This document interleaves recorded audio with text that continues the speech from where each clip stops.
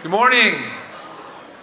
We don't have the bell this morning. It's not ringing, so we'll just come together. I'm really delighted this morning to introduce my good friend and colleague from a former school, the Punahou School in Hawaii. Marion Lyman-Mersereau was born and raised in Honolulu, Hawaii. She's a retired school teacher with over 40 years of experience as an educator. Outside of the classroom, she taught ethics, government, world religions. She has been a yoga teacher, outrigger canoe paddling coach, and outdoor education director. She is presently a writer and mindfulness practitioner and teacher. Marion has co-authored a children's book called Eddie When Go, which she'll talk about a little bit today, about her experience on the famous voyaging canoe, the Hokulea, when it capsized in the Kaiwi Channel. That's a channel between Oahu and Molokai. It was in 1978. Eddie Aikau paddled away in search of rescuers. Eddie, the famous surfer you'll hear more about, and who didn't make it. And she's written several books and plays. She has two wonderful sons who are doing interesting things. One's an actor in Brazil. One teaches at the Punahou School. Her husband, Art, is here, and her nephew's significant other. And so I want to just turn it over now to Marion and give her all this time. Let us welcome her.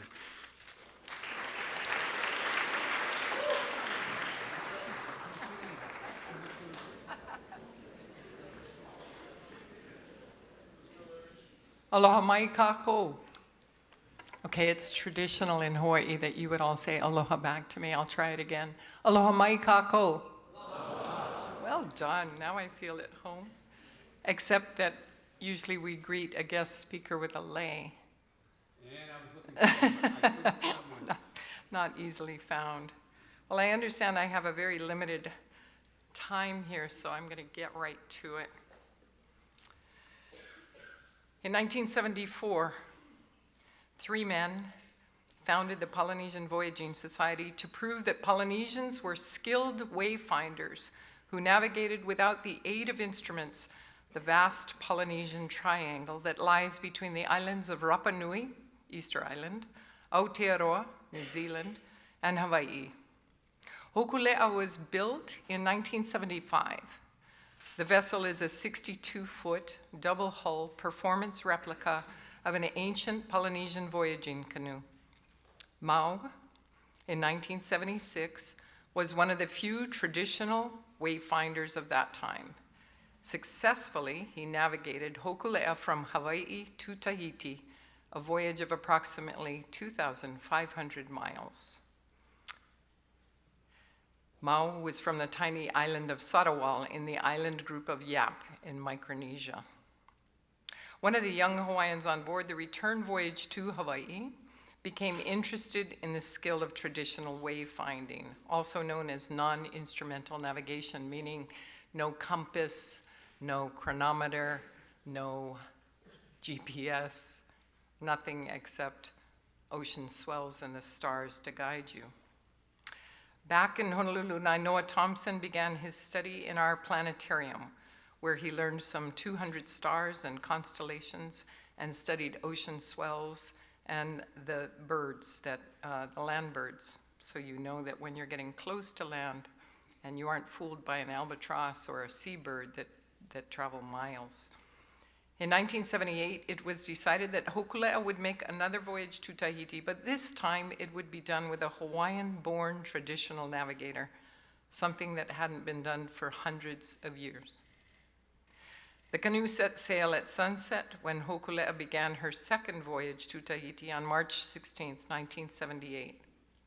A traditional awa ceremony, an ancient ritual to ensure protection, was done with the entire crew before departure.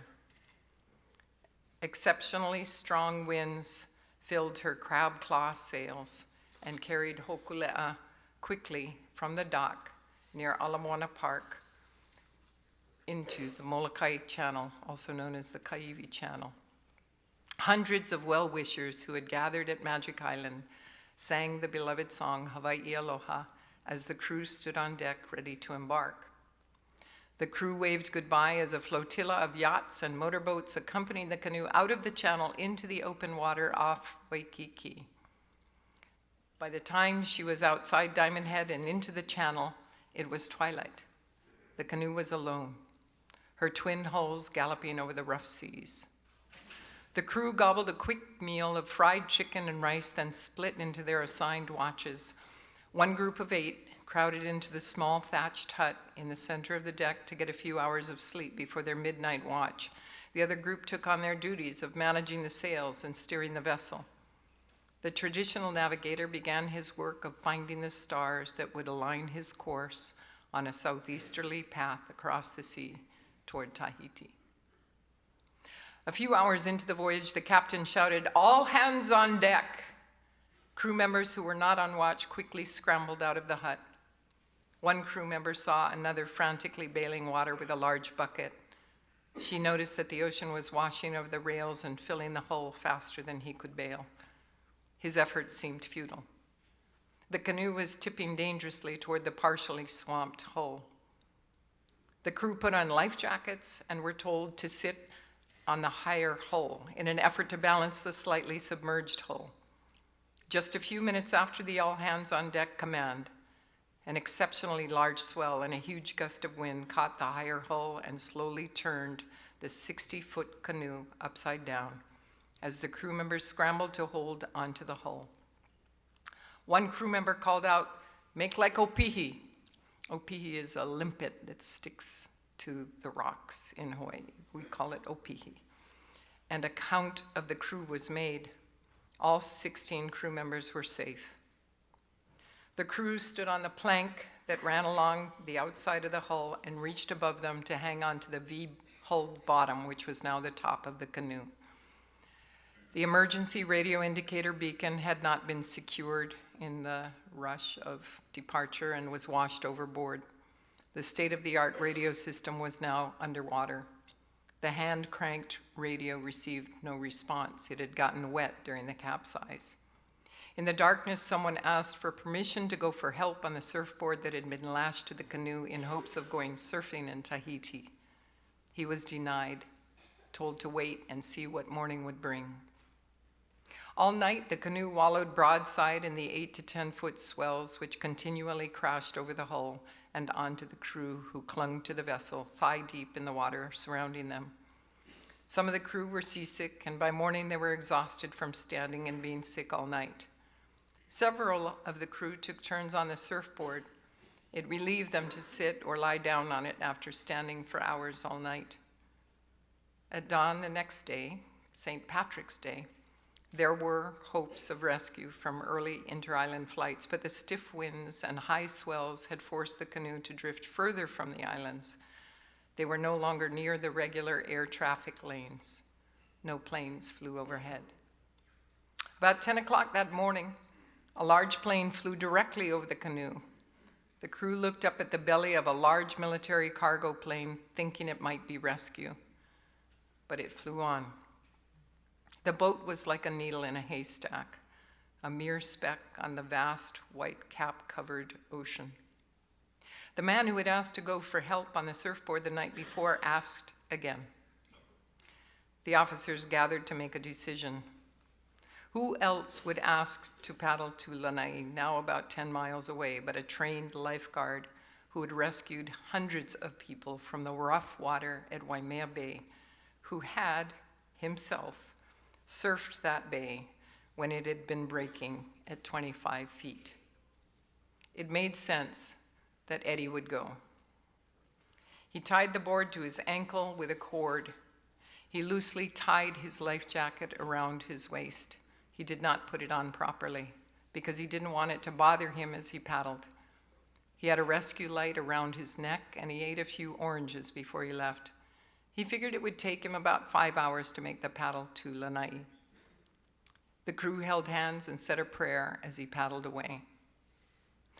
About 5 minutes after he paddled away, a life jacket came back in the direction he had gone.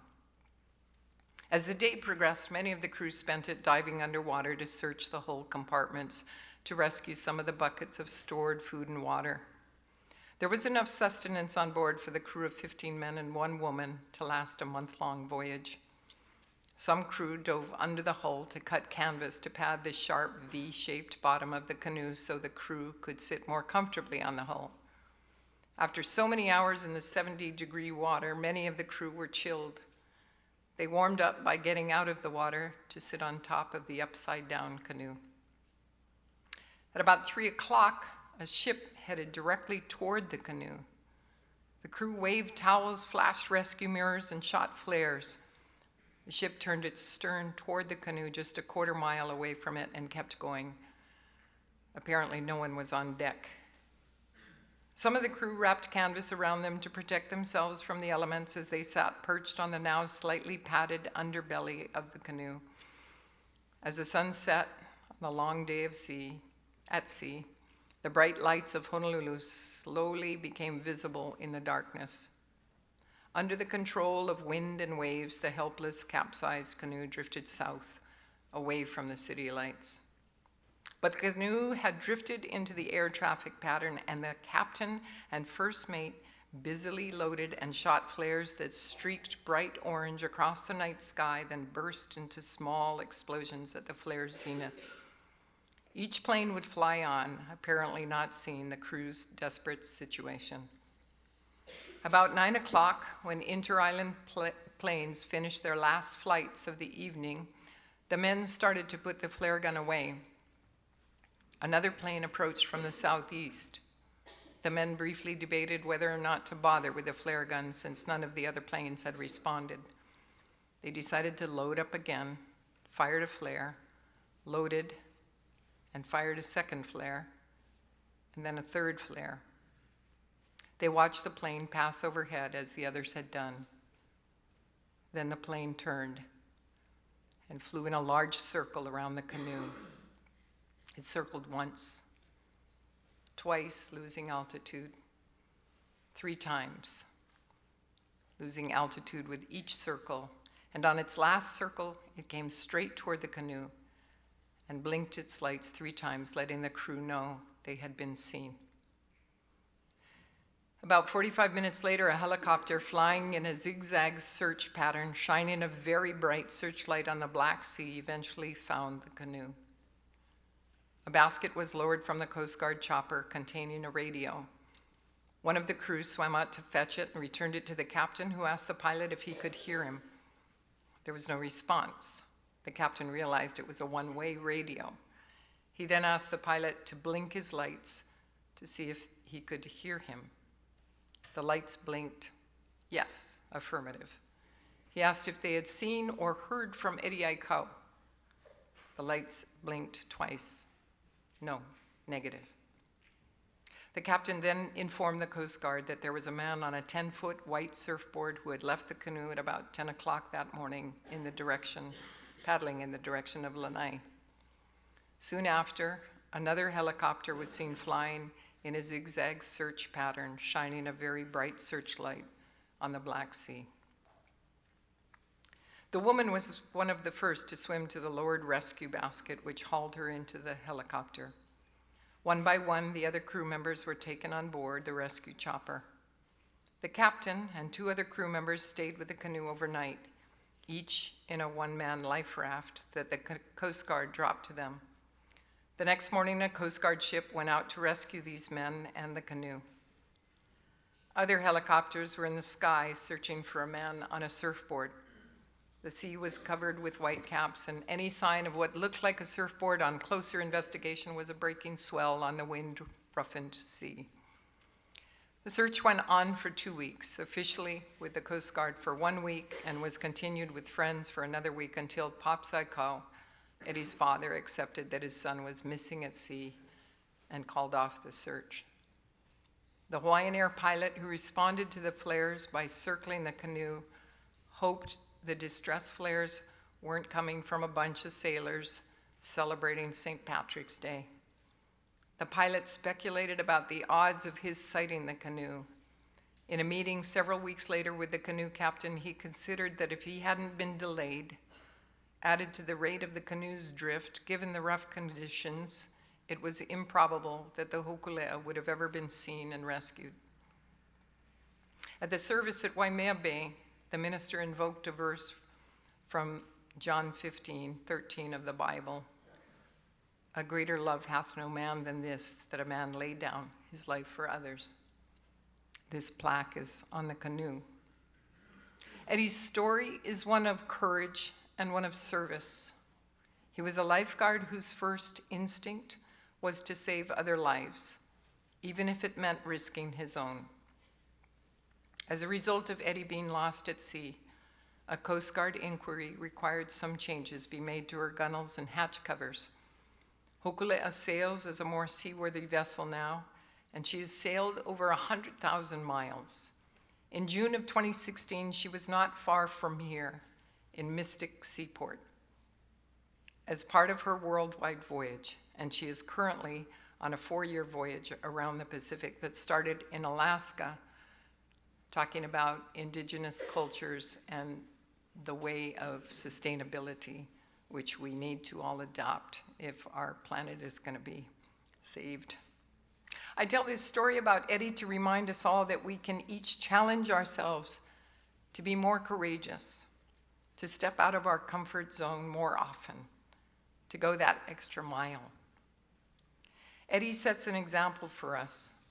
He was a devout and courageous man who thought first of how he could best use his skills, his gifts, in service to others. So this story always ends on a very flat and sad note. I feel it from every audience that I've shared this story with. And I thought it would be an interesting and creative endeavor to write a book that had a more uplifting ending for the many children that I tell this story to, usually in their third grade or fourth grade when they're studying about Hawaii. But I've told it to many adults and high school kids as well.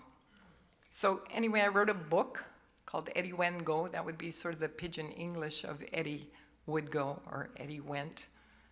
And it originally came out in hardback with a CD because there's some pidgin English in it. One of the characters, all the characters are sea creatures because I believe they were the witnesses of what happened to us. And one of the characters speaks only pidgin. And so the CD was so that people could hear that particular pidgin and not try to read it and kind of make a mess of it. So then I decided it might be fun as a play. And so I adapted it to a play, and we're hoping